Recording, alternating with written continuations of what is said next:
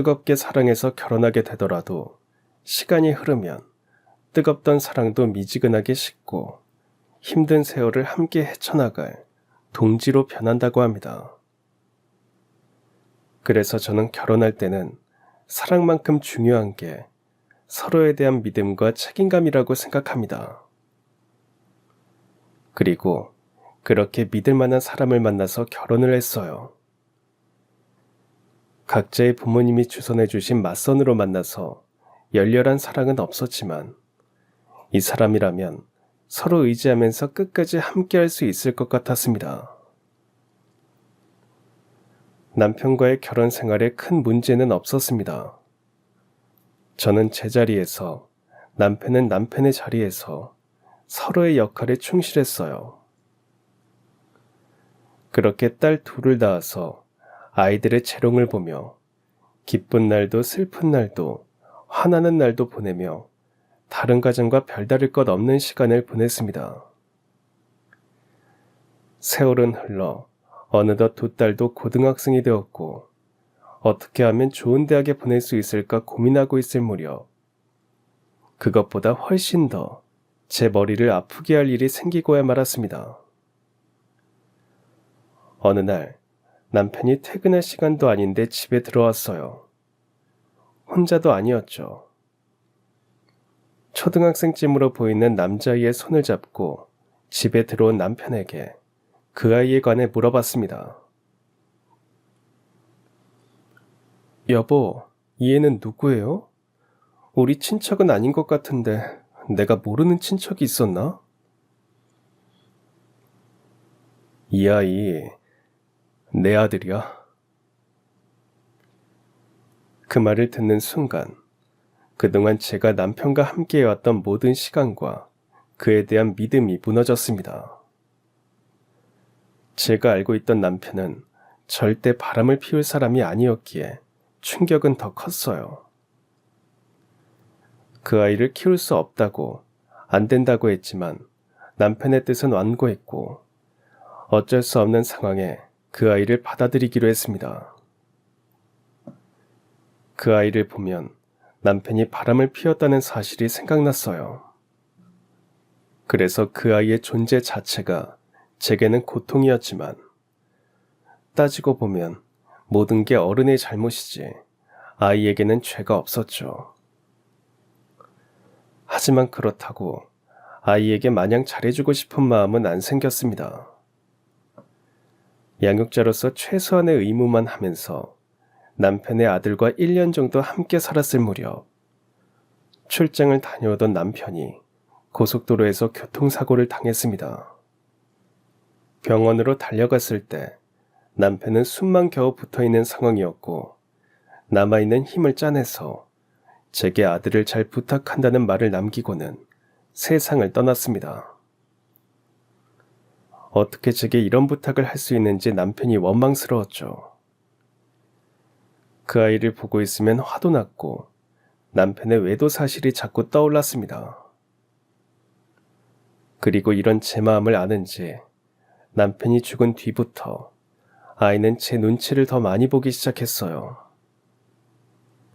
어떻게든 잘 보이려 아직 중학생도 아닌 애가 악착같이 공부해서 한 번도 1등을 놓치지 않았고 시키지도 않은 집안일을 했고 제가 하는 말이라면 반항하는 법이 없었습니다.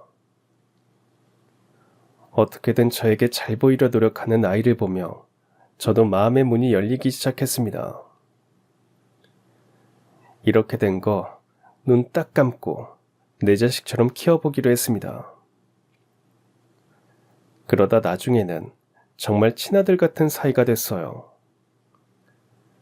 남편 없이 혼자서 세 아이들을 키우다 보니 그야말로 시간이 쏜살같이 지나갔습니다. 그 사이 두 딸은 결혼해서 가정을 꾸렸고 아들은 대학교를 졸업하자마자 대기업에 바로 취업했습니다. 이제 아들까지 장가를 보내면 내 할 일은 얼추 끝나겠거니 생각했죠. 그런데 아들이 회사에 다닌 지 3개월 정도 지났을 때 퇴근한 아들이 헐레벌떡 뛰어 들어오더니 뜻모를 말을 했습니다. 엄마, 엄마. 엄마 안 죽었다. 왜 그렇게 불러? 무슨 일 있니? 그게, 엄마, 속았어요. 우리가 속은 거라고요. 남편이 데려온 아들의 비밀이 밝혀지는 순간이었습니다. 결혼하기 전까지 저는 계속해서 부모님과 함께 살았습니다. 두 분 모두 엄하신 편이라 여자는 결혼해서 출가할 때까지는 부모와 함께 살아야 한다는 생각이 확고하신 분들이었어요. 그래서 어릴 때부터 얼른 어른이 되고 싶었어요. 드디어 20살이 됐고 예전보다는 조금 더 자유로워질 줄 알았지만 부모님의 간섭은 이전보다 훨씬 심해지셨습니다. 하루는 아버지가 저를 불러 이런 말씀을 하셨어요. 영애야, 너 이리 와서 앉아봐라. 아무래도 네가 20살이 됐으니 이제는 통금 시간이 있어야 할 것 같다. 앞으로 밤 8시까지는 무슨 일이 있어도 집에 들어와야 한다. 8시요? 아버지, 너무하신 거 아니에요? 저 이제 성인이에요. 그러니까 더 조심해야지. 앞으로 무조건 그때까지는 들어와야 한다.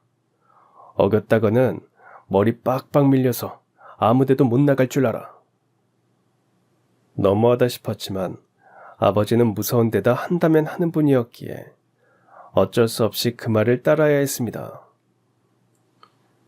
이런 부모님 아래서 크느라 저는 제대로 된 연애를 해본 적도 없었어요. 이 집에서 벗어날 방법은 결혼밖에 없는데 통금 시간까지 있으니 남자를 만날 수도 없었어요. 그러다 저도 한 회사에 들어가게 됐는데요. 거기서 한 남자를 만나게 됐습니다. 같은 부서에 있는 저보다 3살 많은 남자였죠. 그는 저에게 첫눈에 반했다며 다가왔습니다. 살면서 저한테 관심이 있다며 먼저 다가준 남자는 처음이었기에 쉽게 마음의 문이 열렸습니다. 그렇게 저는 인생 첫 번째 연애를 시작했고 그러다 보니 하루하루가 정말 즐겁고 행복했습니다. 그와 함께 있으면 시간이 가는 줄도 모를 정도였어요. 그래서 한 번, 2번, 통금 시간을 어기는 날이 늘어났습니다. 연애하느라 늦게 들어온다는 걸 알면 당장 헤어지라고 할 것 같아 아버지의 눈을 피해 몰래 만나고 있었는데 어느 날 집 앞까지 나와 제가 오기만을 기다리고 있던 아버지에게 그와 함께 있는 걸 들키고야 말았습니다. 영희야, 너 지금 누구랑 같이 있는 거야? 옆에 누군지 바른대로 말 못해? 처음에는 너무 놀랐지만 차라리 잘 된 것 같았습니다. 이왕 들킨 거 남자친구가 있다는 걸 밝히고 떳떳하게 만나고 싶었어요. 아, 그게 아버지, 이쪽은 저랑 만나고 있는 사람이에요. 상준 씨, 이분은 우리 아버지예요. 인사드려요. 됐다. 인사는 무슨... 영희나 얼른 들어와. 아버지는 제 말을 무시하고 제 남자친구에게는 눈길도 안 주더니 저를 데리고 집에 들어갔습니다. 그리고 어김없이 잔소리가 시작됐죠. 영애 너 요즘 맨날 통금 시간 어긴 이유가 방금 저 자식 때문이냐? 아버지, 저 자식이라뇨. 제가 사랑하는 사람이에요. 저 사람이랑 결혼까지 생각하고 진지하게 만나는 거예요. 사랑하는 사람? 영애 너 그 자식한테 집에 통금 시간이 있다고 말했어, 안 했어? 사내 놈이 그런 것도 못 지키고 밤늦게까지 애를 데리고 다녀? 이런 거 보면 안 봐도 뻔하다. 당장 헤어져라. 아버지는 제대로 알아볼 생각도 안 하고 덮어놓고 제 연애를 반대했습니다. 그렇게 반대하니 청개구리 심보가 생기더라고요. 반대하면 할수록 그와의 사이는 더욱 깊어졌고 결국 아버지도 한 발 뒤로 물러나 그 사람을 알아보고자 하셨습니다. 하지만 그가 홀어머니를 모시고 힘겹게 살고 있다는 걸 듣고는 탐탁지 않게 생각하셨고 무엇보다 능력이 없다는 이유로 결혼은 안 된다며 반대하셨습니다. 아버지, 제가 좋다니까요. 저 그런 거 상관없어요. 영애야, 네가 몰라서 그래. 아버지도 이러고 싶지 않다만 결혼할 때는 집안도 얼추 비슷해야 하는 거야. 그래야 결혼하고 나서도 그나마 덜 힘든 거다. 아주 잘 사는 집안을 바라는 건 아니지만 아버지랑 엄마는 네가 결혼해서 힘들게 살지는 말았으면 한다. 전 그렇게 생각 안 해요.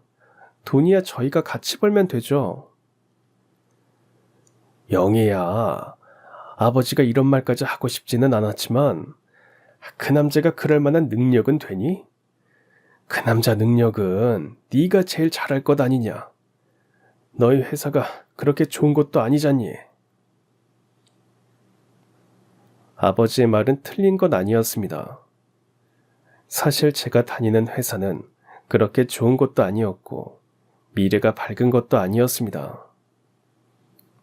그리고 상준 씨의 성격은 좋았지만 미래를 위해서 어떤 노력을 하고 있는지도 몰랐고 모아둔 돈도 별로 없다고 듣긴 했거든요. 하지만 그때 저는 사랑에 눈이 멀어 있을 때라 상준 씨가 같이 도망이라도 가자고 하면 집안의 반대를 이기고 그와 함께 멀리 떠날 생각도 있었습니다.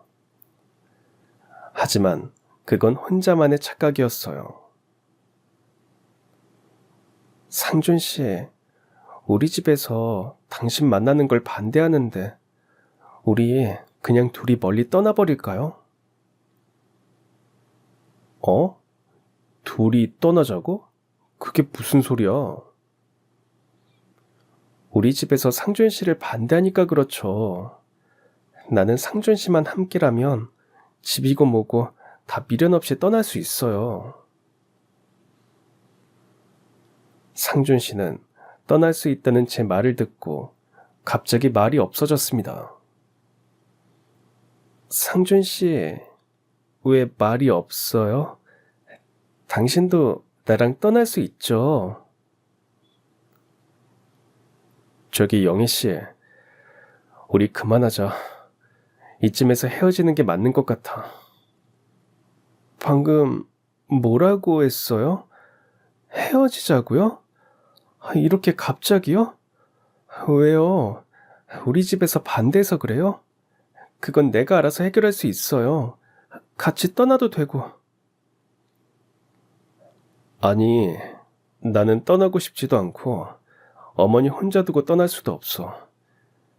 그리고 솔직히 말하면 나를 반대하는 너희 집안도 이해가 안 가는데 그 반대를 이길 만큼 당신을 사랑하지도 않는 것 같더라. 그러니까 우리 여기까지 하고 헤어지자. 그동안 즐거웠고 미안하다. 먼저 가볼게. 하늘이 무너지는 것 같았습니다.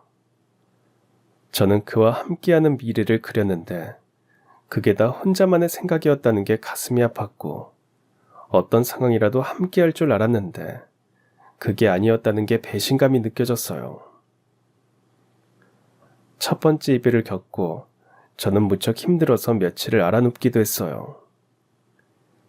게다가 상준 씨가 저 헤어지고 얼마 안 돼서 다른 사람을 만나는 걸 보고 그가 생각만큼 저를 사랑하지도 않았다는 것에 또 한 번 상처를 받았습니다. 그래서 그와 같은 곳에 있는 게 힘들어졌고 결국 회사도 그만두고 집에 틀어박혔습니다.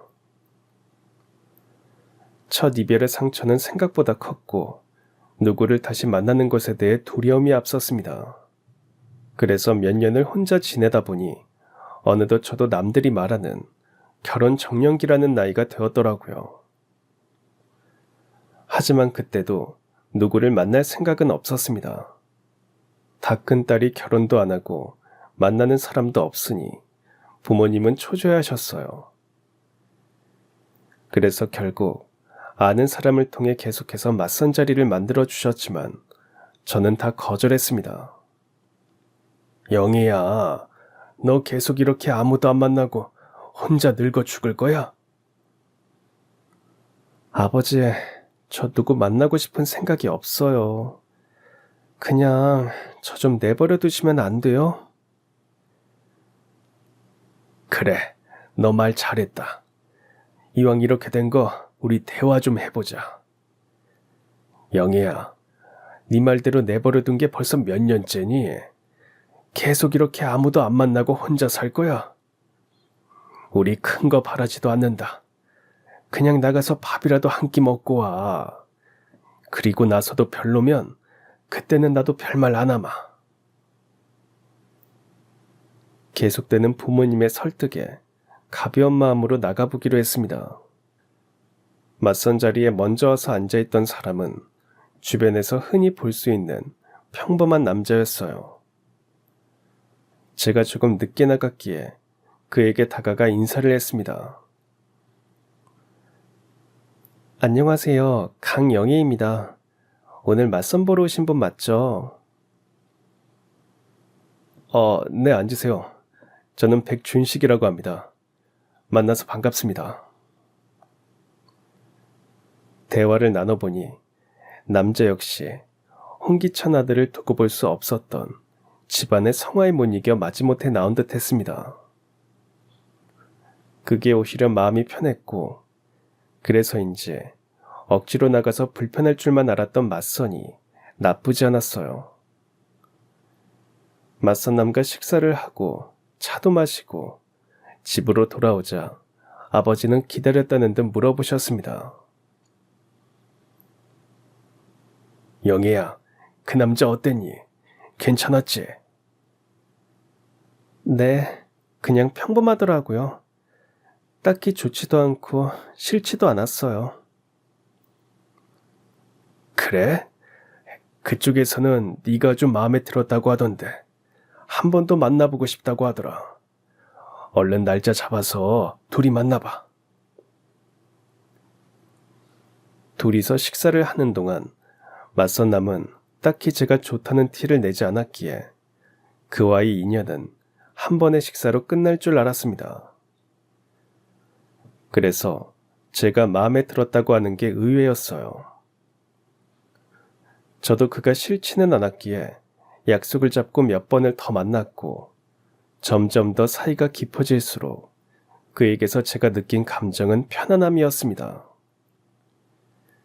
이전 연애처럼 뜨겁게 사랑하는 감정은 들지 않았지만 나이도 있고 이 사람과 결혼해도 나쁘지 않을 것 같다는 생각이 들었어요.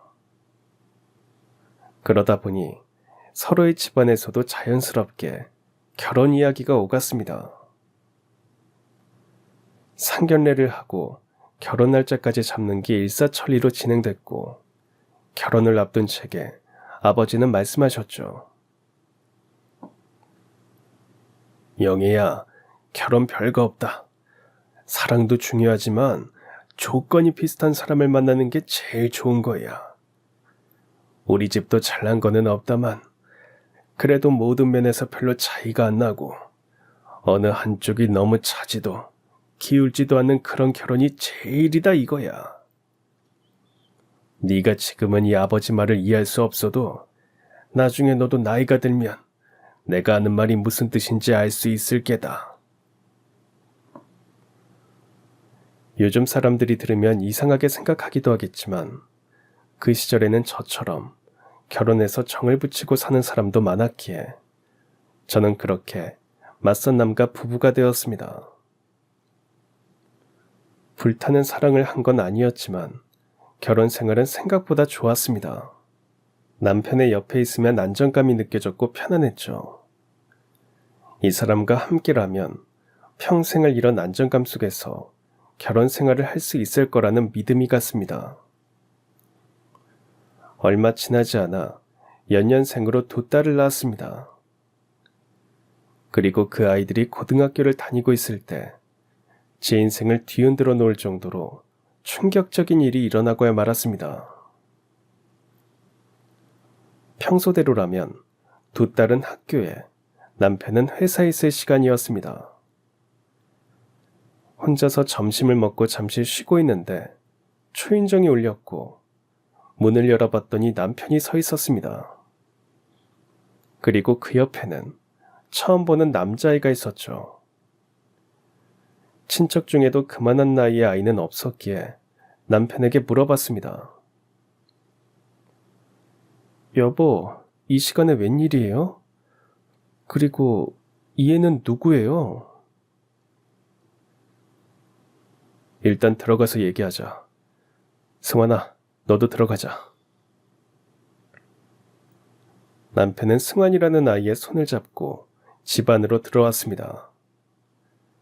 아이는 제게 겨우 인사 한마디를 하고 나서 기가 죽은 듯 거실에 있는 소파에 얌전히 앉아 있었죠.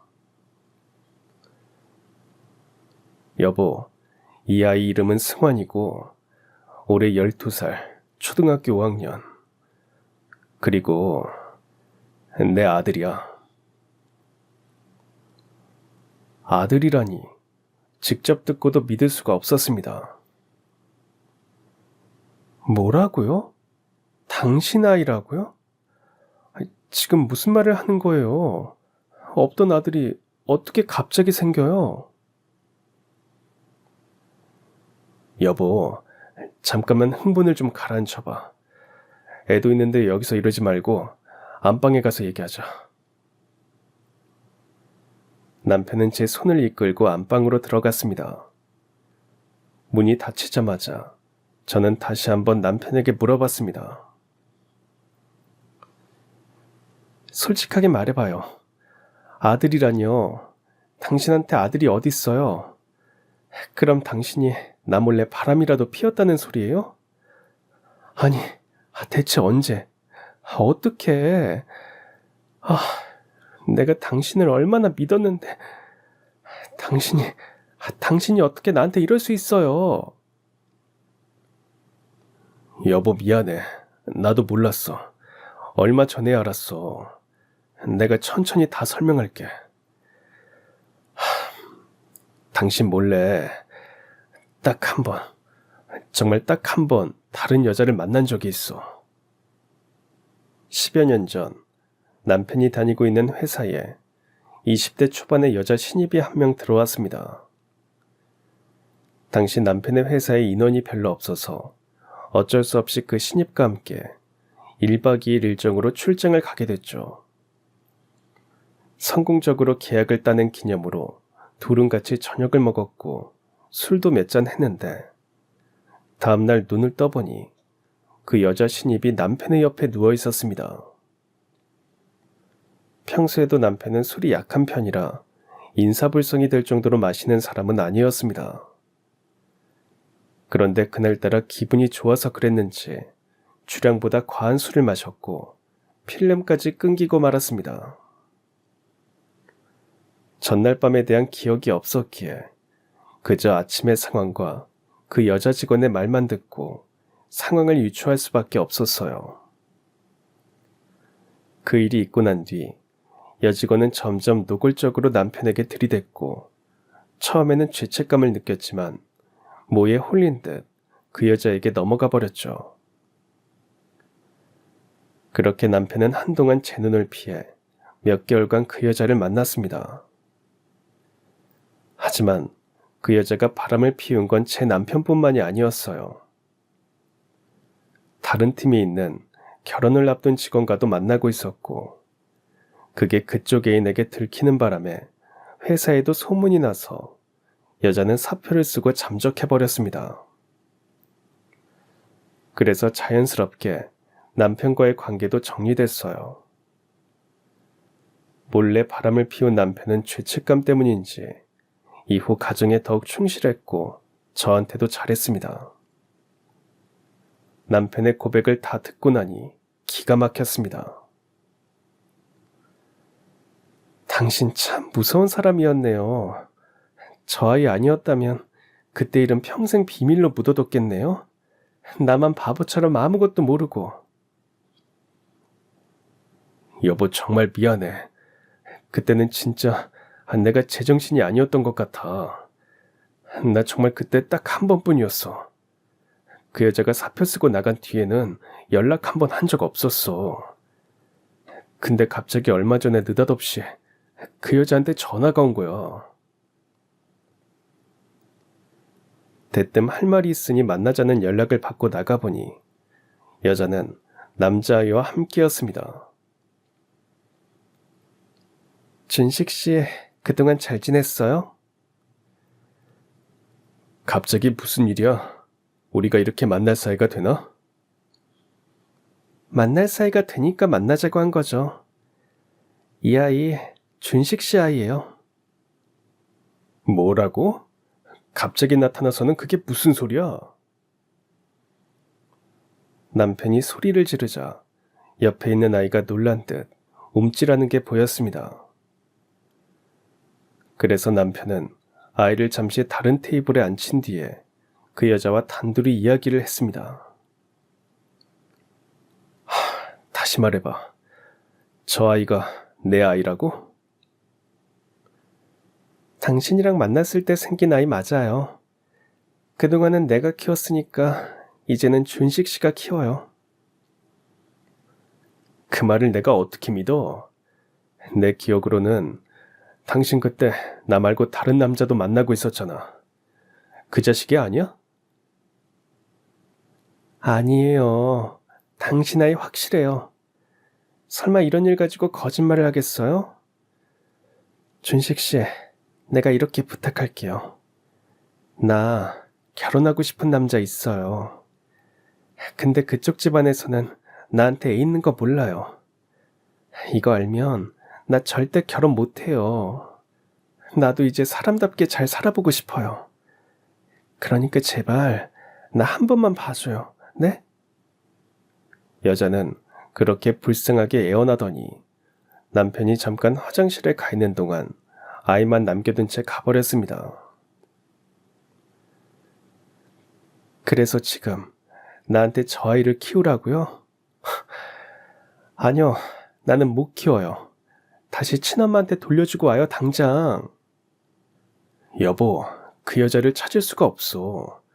어디로 가버렸는지 애도 모른대.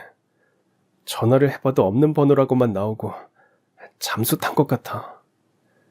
내가 아빠인데 저 아이 안 받아주면 이대로 고아원에 보내야 한다고. 버젓이 아빠가 살아있는데 그럴 순 없잖아. 여보, 내 남은 평생은 당신을 위해서만 살게.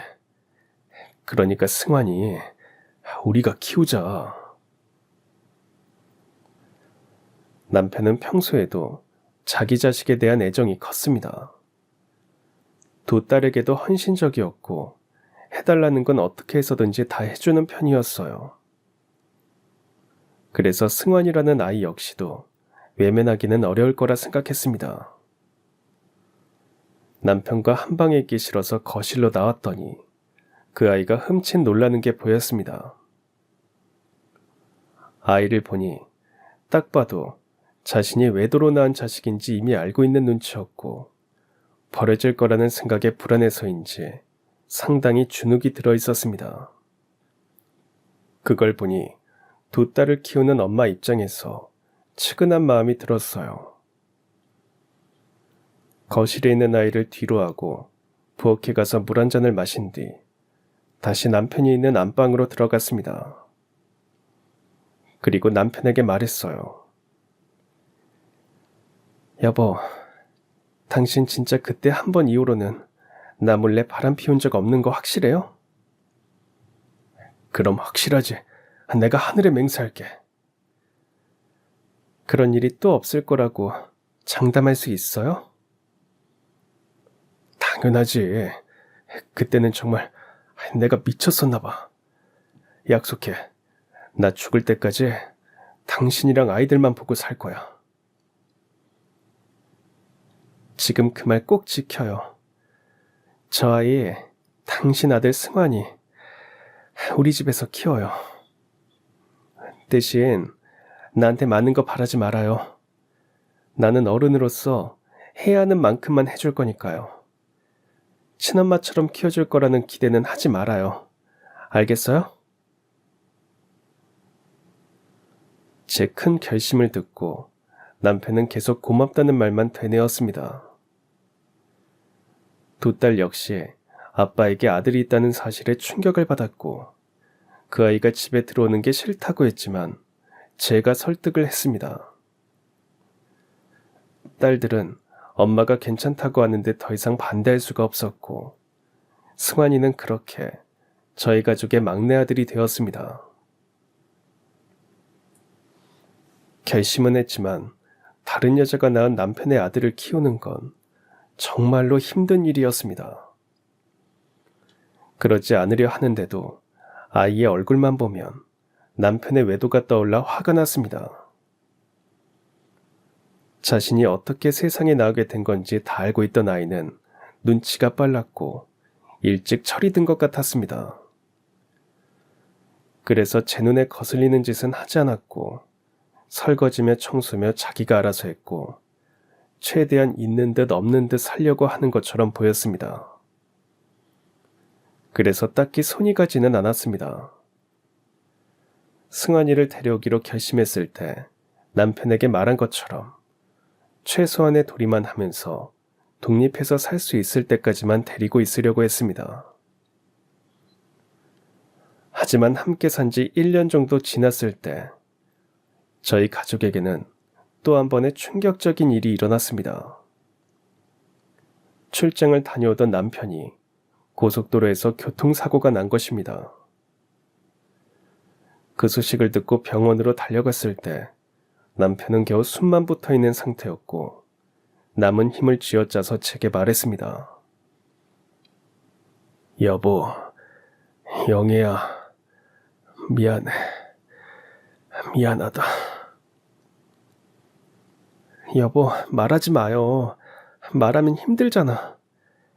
말 안 해도 당신 마음 아니까 힘 아껴요. 수술 받아야 하잖아. 당신한테 정말 염치 없지만 승환이, 우리 승환이 잘 부탁할게. 남편은 마지막 유언으로 자신의 아들을 잘 부탁한다는 말만 남긴 채 눈을 감았습니다. 마지막으로 한다는 말이 아들 잘 부탁한다는 말이라는 게 솔직히 원망스럽기도 했습니다. 승환이를 가족으로 받아들이기는 했지만 그건 어쩔 수 없이 돌봐주는 것이었고 그 애의 얼굴을 볼 때마다 아직도 불편하고 밉기도 했습니다. 이런 저한테 마지막으로 부탁한 게 다른 무엇도 아니고 그 아이라는 게 너무 화가 났습니다. 사실 저도 잘 알고 있었습니다. 그 아이가 잘못한 건 없다는 걸요. 어른들의 잘못이고 어떻게 보면 승환이도 피해자나 다름없었지만 남편마저 세상을 떠난 이 마당에 그 아이를 잘 돌봐줄 자신이 없었습니다. 눈치 빠른 승환이는 이런 제 마음을 눈치챘는지 남편이 죽은 뒤에는 이전에 했던 것보다 저한테 더 잘 보이려고 애쓰는 것 같았습니다. 예전에 지나가는 말로 성적이 오른 걸 칭찬해줬더니 아직 중학생도 안 된 아이가 늦은 밤까지 악착같이 공부해서 1등을 놓친 적이 없었고 제가 아프면 옆에서 밤새 간호해주기도 했습니다. 어떨 때는 두 딸보다 더 살갑게 굴었죠. 그런 승환이를 볼 때마다 복잡한 감정이 들었습니다. 미움, 안쓰러움, 미안함, 복잡한 감정 때문에 이 아이를 어떻게 대해야 하는지 저조차도 갈피를 잡을 수가 없었어요. 그러던 어느 날 이른 아침부터 부엌에서 덜그럭거리는 소리가 나길래 나가봤더니 승환이가 아침밥을 차리고 있었습니다. 승환아, 너 지금 뭐하니? 일어나셨어요. 생신 축하드려요. 그래서 미역국 끓였어요. 그리고 이건 제가 용돈 모아서 산 선물이에요. 돌봐주셔서 감사합니다. 누가 이런 거 해달래? 자꾸 미안하게 왜 이러니? 미안해하실 필요 없어요. 다른 뜻이 있는 게 아니고요. 제가 해드리고 싶어서 그래요. 너무 감사해서요. 그렇게 곁을 주지 않고 차갑게 대하는데도 승환이는 잘 보이려 무던히도 애썼습니다. 그런 아이의 노력에 저는 결국 마음의 문을 열게 됐습니다. 남편이 제게 부탁한 것처럼 눈 딱 감고 승환이를 친자식처럼 키워보겠다고 다짐했어요. 미역국을 앞에 두고 한 입도 안 먹고 있으니 승환이는 긴장한 듯한 눈치였습니다. 그래서 한술 떠먹고는 고맙다는 말을 했어요. 승환아, 미역국 맛있다. 잘 끓였네. 정말 고마워. 엄마가 오늘 생일은 평생 잊지 못할 것 같아. 방금 뭐라고 하셨어요? 엄마라고 하신 거 맞죠? 그래. 이제 나랑 계속 살 건데 언제까지 아줌마라고 부를 순 없지 않겠어? 승환이 너도 나한테 엄마라고 불러주면 좋겠다. 해줄 거지? 감사합니다, 엄마. 남편이 죽고 나서야 저는 승환이를 아들로서 받아들일 수 있게 됐고 승환이 역시 저를 잘 따랐습니다. 잘 자라서 좋은 성적으로 명문대학교에 입학했고 군대에 갔다가 무사히 제대까지 했습니다. 그리고 학교를 졸업하기도 전에 알아주는 대기업에 취직도 했습니다. 이제 승환이는 저의 자랑이자 친자식과도 다름없는 소중한 존재가 됐습니다. 두 딸이 모두 결혼해서 가정을 꾸려 나간 뒤에는 승환이와 단둘이서만 살게 되는데 시끌벅적했던 집에 둘만 남으니 조금 쓸쓸했어요. 이때도 제게 위로가 됐던 건 승환이었습니다. 울적해 있는 저를 데리고 주말마다 밖으로 나가서 바람도 쐬고 근사한 식당에서 외식을 시켜주기도 했어요.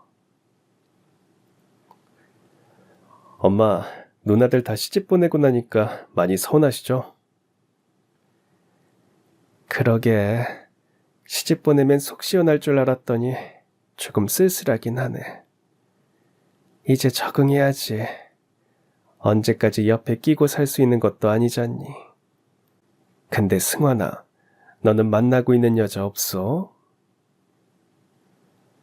만나는 사람 없어요.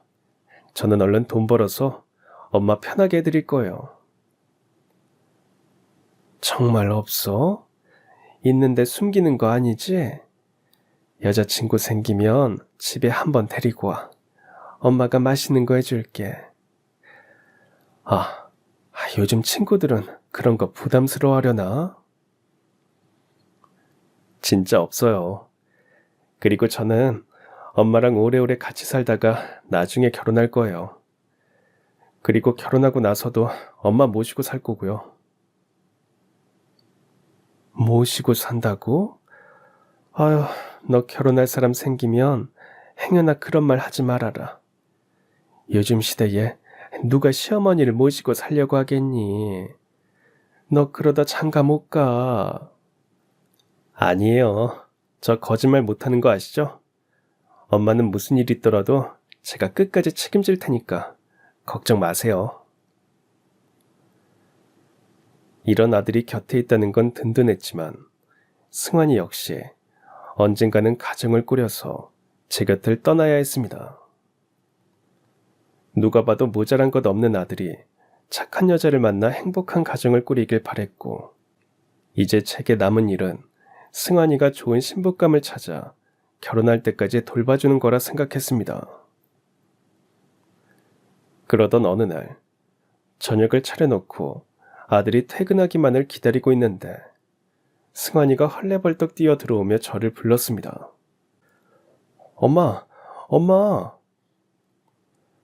아유, 숨 넘어가겠다. 왜 그렇게 엄마를 불러? 엄마, 놀라지 말고 들으세요. 우리가 속았어요. 엄마도 아버지도 그리고 나도 우리가 다 속은 거라고요, 그 여자한테. 그 여자는 승환이의 친엄마를 가리키는 말이었습니다. 승환이가 저를 엄마라고 부르기 시작할 무렵 이제 자신에게 엄마는 저 하나뿐이라며 다른 사람은 필요 없다고 얘기한 적이 있거든요. 그리고 이후부터 친모의 이야기를 할 때면 항상 그 여자라는 호칭을 썼습니다. 승환아, 우리가 다 속은 거라니. 진정하고 알아듣게 얘기를 해봐. 그게 우리가 그 여자한테 다 놀아난 거였어요. 엄마, 저 오늘 그 여자 만났어요. 우리 회사에서. 뭐? 그 여자가 어떻게 너희 회사에 있을 수가 있니? 승환이가 자신을 낳아준 친모를 회사에서 만난 날, 남편도 몰랐던 이 얽히고 설킨 인연의 비밀이 모두 밝혀지고야 말았습니다. 아들이 회사에 다닌 지도 3개월 정도가 지났고 이제야 점점 일에도 적응해가고 있었습니다. 그러다 선배와 점심을 먹고 들어오는데 회사 로비에서 낯익은 얼굴을 발견했습니다. 그 사람은 바로 아들의 친엄마였어요. 아들을 버리고 간 후 15년이 지났지만 단번에 알아볼 수 있었습니다. 너무 놀란 나머지 한참을 쳐다보고 있었더니 같이 밥을 먹고 온 선배가 이사님 와이프를 아냐고 물어봤습니다. 그러니까 선배 말은 저 사람이 이사님 아내라는 거죠? 그래, 계속 쳐다보고 있어서 아는 사람인 줄 알았는데 몰랐어? 나는 아는 사이라도 되는 줄 알았네. 아, 이사님이랑 되게 다정해 보이길래 쳐다본 거였어요. 이사님 평소에는 무표정이라 무서워 보였는데 아내분이랑 사이가 좋으신가 봐요. 저렇게 웃는 거 처음 보는 것 같아요. 그치? 아, 승환이는 아직 신입이니까 이사님 와이프는 처음 보겠구나. 저 두 사람 아주 인꼬 부부로 유명하잖아. 결혼한 지도 꽤 됐는데 아직도 신혼부부 같다니까. 저 사모님이 회사 근처로 와서 점심도 자주 먹고 어떨 때는 퇴근하는 거 기다렸다가 밖에서 데이트도 하고 그러나 봐. 진짜 대단하지 않냐? 나도 이사님 부부처럼 늙고 싶다. 승환 씨가 봐도 두 분 진짜 잘 어울리지? 네, 그렇네요. 아들은 그 모습을 보고 충격을 받았습니다. 그래도 어디선가 자신이 버린 아들에 대한 미안함을 가지고 살고 있을 거라 생각했는데 아들이 본 모습은 그늘이라고는 하나 없이 너무나도 행복해 보이는 얼굴이었기 때문이었죠. 순간 울컥하는 마음이 생겼고 친모에게 말을 걸어보기로 했습니다. 그래서 선배를 먼저 올려보내고 회사를 나가려는 친모를 붙잡았습니다. 친모는 너무 놀랐고 여기저기를 둘러보더니 아들을 데리고 회사에서 조금 떨어진 카페로 향했습니다. 제 얼굴 한눈에 알아보시네요. 어릴 때랑 변한 것도 별로 없구나. 근데 승환이 너 이 회사 다니니? 네, 3개월 됐어요. 친모는 15년 만에 아들을 만났는데도 딱히 할 말이 없어 보였습니다. 보고 싶었다는 말을 듣는 건 기대도 하지 않았지만 그저 자신이 숨겨온 아들이라는 존재가 밝혀지기라도 할까봐 불안해하는 모습을 보니 실망스럽기 짝이 없었습니다. 저기 승환아, 너 아무 말도 안 할 거지? 무슨 말이요? 아, 내가 당신 친아들이라는 말이요? 그래, 내가 어떻게 한 결혼인데 너 하나 때문에 이제 와서 다 무너질 순 없잖니. 15년 만에 만난 아들한테 할 얘기가 그런 것밖에 없어요. 잘 지냈냐? 보고 싶었다. 이런 말이라도 해줄 수 있는 거 아니에요? 나는 적어도 당신이 나를 보면 그때 그렇게 버리듯 두고 가서 미안하다고 할 줄 알았어요. 근데 그런 기대를 한 내가 바보였어. 당신은 당신 아니 말고는 아무것도 안 보이죠? 지금 이 순간에도 내 존재가 들킬까봐 그렇게 겁나요? 그래, 솔직하게 말하면 겁난다. 지금 남편이 네 존재를 알게 될까봐 겁나. 그러니까 승환아, 너 이 회사 다닌 지 3개월밖에 안 됐다며. 다닌 지 얼마 되지도 않았는데 관두고 다른 데로 가주면 안 될까? 이 회사 다니는 거 보면 너 공부도 잘했나 본데 그 실력이면 다른 곳도 얼마든지 갈 수 있을 거 아니야, 응? 너 엄마가 불쌍하지도 않니? 아들은 말문이 턱 막혔습니다. 이렇게 이기적인 사람이 자신을 낳아준 사람이라는 걸 믿고 싶지 않을 정도였죠. 하도 어이가 없어서 아무 말도 안 하고 가만히 있었더니 친모가 이상한 소리를 했습니다. 그때 너를 춘식 씨한테 주는 게 아니었어.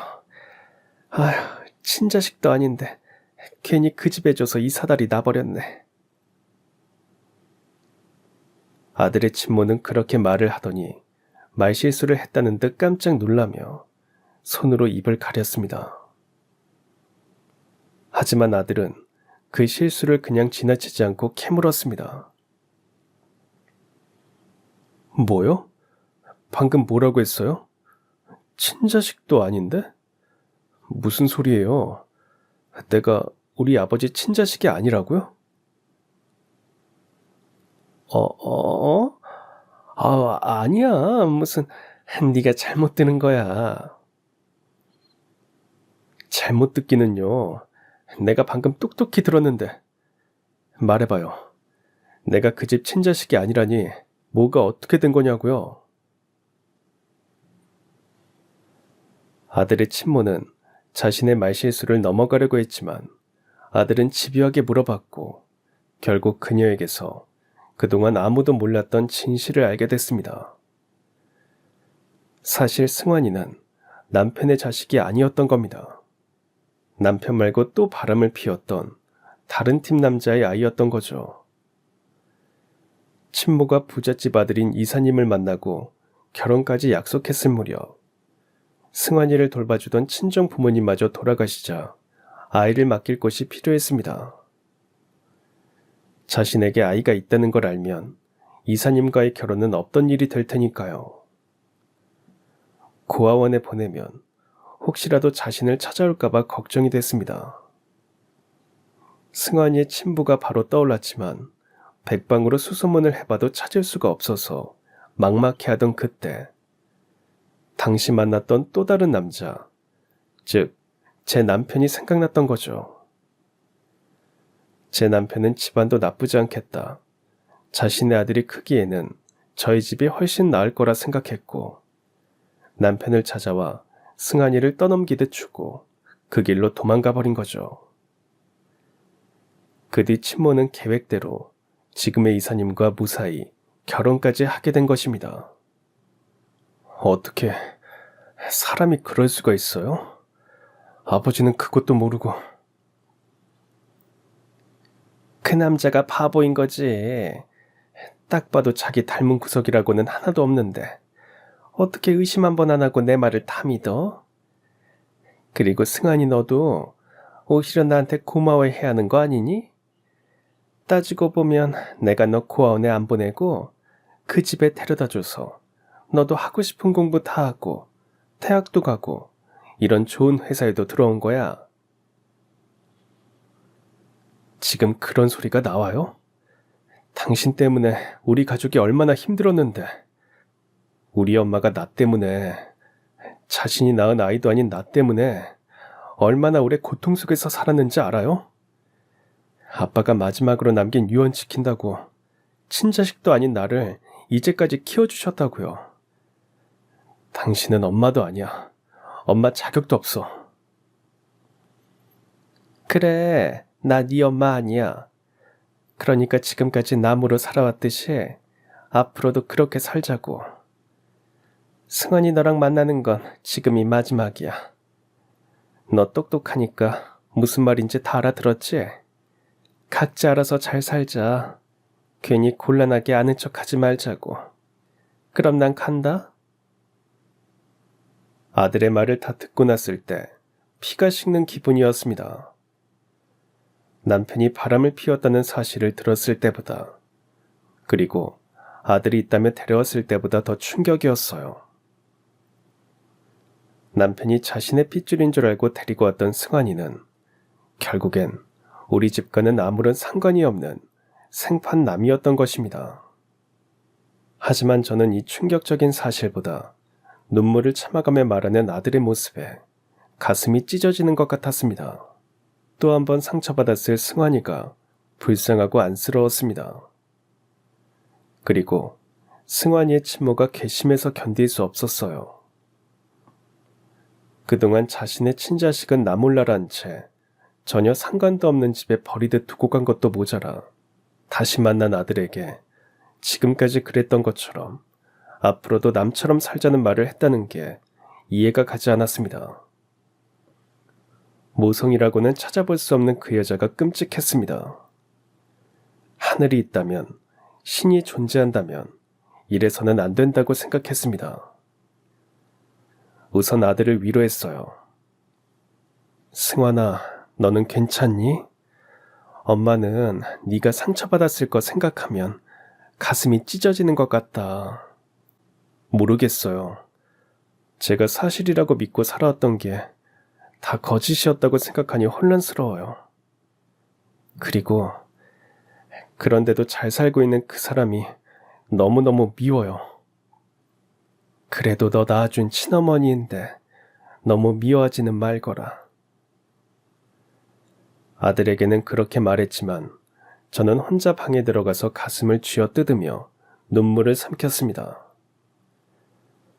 남편이 불쌍했고 15년이 넘는 세월 동안 오해했던 것과 잠시나마 승환이를 미워했던 게 미안했습니다. 우리 가족 모두에게 피해를 준 그 여자가, 자신의 아이를 버리고 간 못된 여자가 이렇게 잘 살고 있어서는 안 됐습니다. 그래서 저는 다음 날 아들의 회사로 가서 이사를 만나보기로 했습니다. 약속도 안 되어 있는 상태고 회사 직원도 아니라 쉽게 만날 수는 없었습니다. 어떻게 해야 할까 고민하다가 저는 이사에게 메모를 남겼습니다. 아내분에 대해서 이사님께서 꼭 알아야 할 게 있습니다. 만나주실 때까지 로비에서 기다리고 있겠습니다. 안 만나주시면 저도 다른 방법을 쓸 수밖에 없습니다. 그리고 비서에게 이 메모를 꼭 전해달라고 부탁한 뒤에 로비에서 기다리고 있었습니다. 오늘 안 만나준다면 내일 또 찾아오고, 내일도 안 만나주면 만날 때까지 찾아오리라 마음을 먹은 상태였어요. 하지만 자신의 아내에 대해 할 말이 있다고 하니 얼마 안 가서 이사를 만날 수 있었습니다. 저희 아내에 대해 하실 말씀이 있다고요. 무슨 일이시죠? 무슨 사이십니까? 딱 봐도 친구는 아닌 것 같은데요. 이사님은 아내분에 대해서 얼마나 알고 계시나요? 지금 알고 있는 게 전부라고 생각하시나요? 알아듣게 얘기를 해주시죠. 괜히 빙빙 돌리지 마시고요. 알겠습니다. 이사님 아내에게 아들이 하나 있습니다. 그 아들이 지금 이 회사에 다니고 있고요.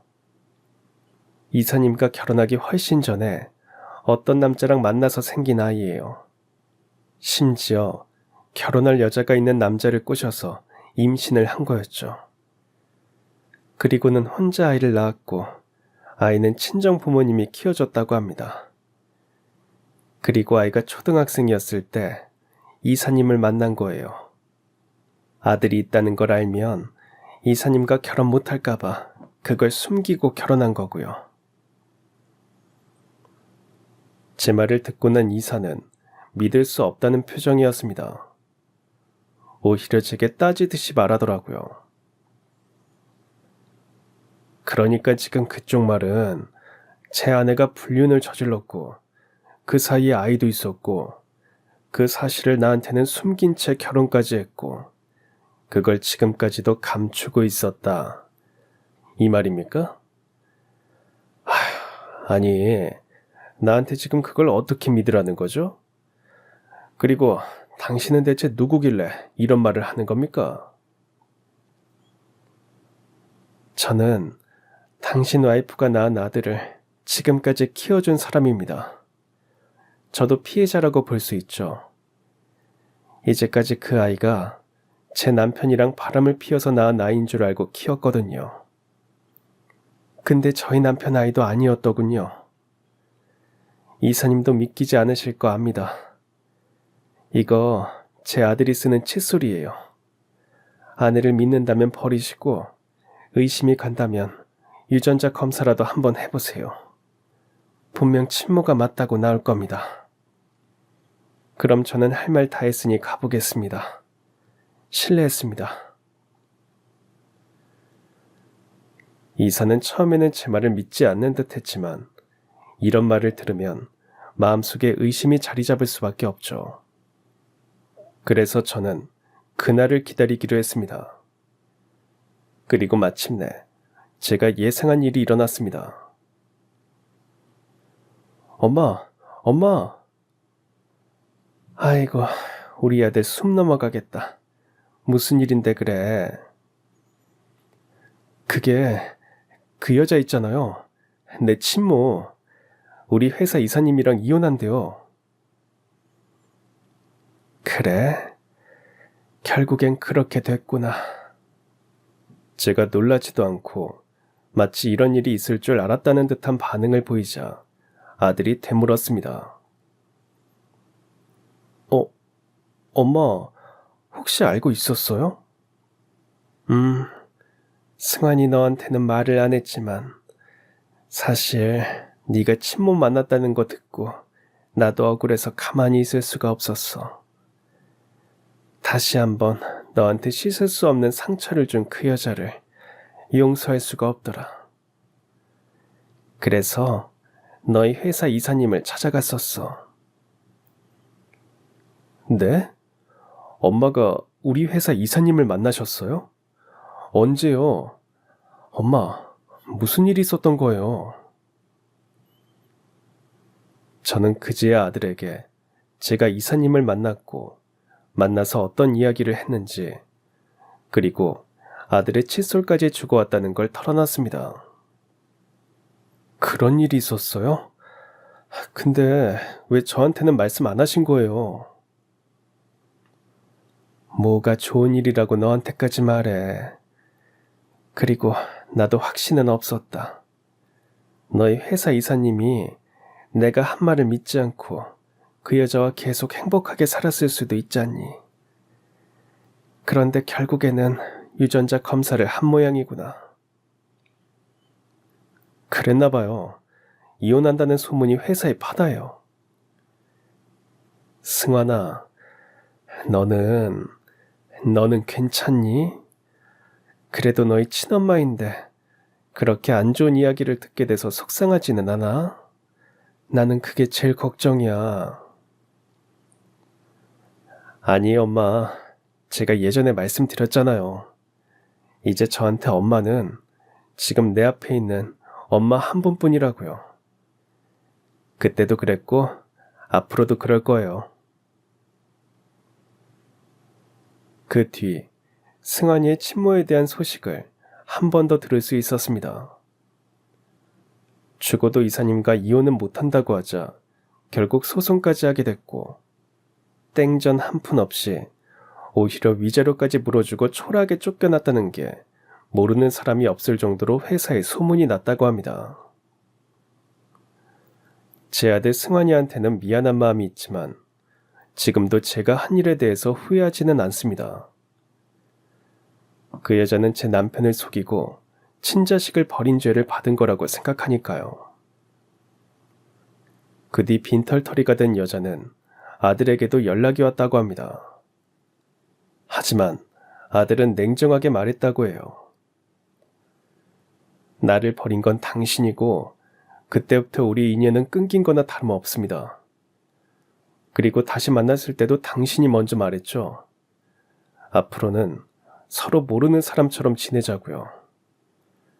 우리는 말 그대로 남남입니다. 다시는 전화하지 마세요. 저는 당신을 모릅니다. 옛말에 머리 검은 짐승은 거두지 말라는 게 있지만 승환이를 보고 있으면 그 말에도 예외가 있는 것 같습니다. 그 정도로 아들은 제게 지극정성으로 잘해주고 있거든요. 어떤 때는 배 아파 낳은 두 딸보다 더욱 친자식 같기도 합니다. 승환이의 존재가 보기만 해도 힘들었던 건 사실입니다. 하지만 제가 그 아이의 엄마가 되어주겠다는 마음 먹은 뒤로는 승환이는 제게 짐이 아니라 행복이었습니다. 저희가 한 방울의 피도 섞이지 않았지만 우리 아들에게 죽을 때까지 엄마는 저 하나뿐이고 저 역시도 세상의 아들은 승환이 하나뿐일 겁니다.